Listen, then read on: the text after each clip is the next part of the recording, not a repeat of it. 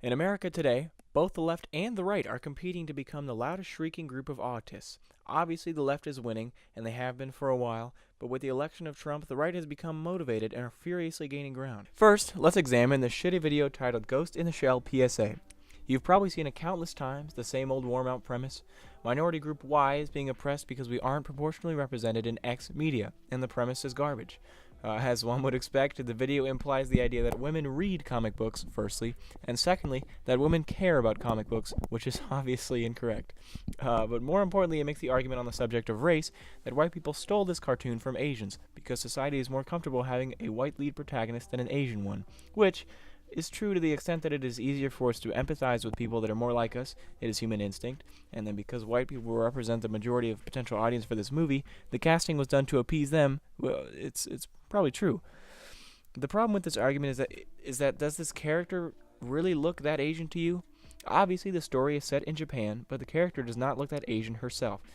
Also, why should race matter? No culture or race of people have the unique right to portray a specific story. Black remakes are made of, quote, white movies all the time, like Death at a Funeral or Annie. This argument is of the same variety of the arguments of autists on social media complaining about the black main character of the 7th Star Wars movie.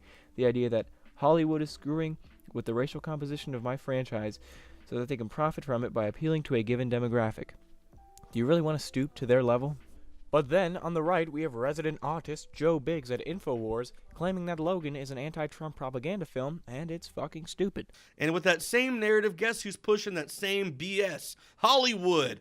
Brand new movie out called Logan, starring Hugh Jackman. It's the last movie about Wolverine. And in this movie, the bad guy's name is Donald. And it's about a bunch of little illegal kids, and they're illegal because in the year 2026, it's illegal to be a mutant. Firstly, Donald has been a character in the Marvel Universe for a long-ass time. Secondly, the premise of it being illegal to be a mutant is a central theme of the Marvel Universe. It's a strong anti-Hitlerian narrative that has its roots in the very conception of Marvel Comics.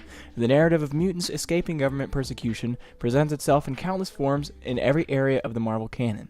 So if you're prepared to call Logan anti-Trump, you better be prepared to call the entirety of Marvel lore anti-Trump. Propaganda, the subliminal messaging in the media, in the movies right. Both the left and the right, please stop politicizing innocuous things, you glorified fucktards.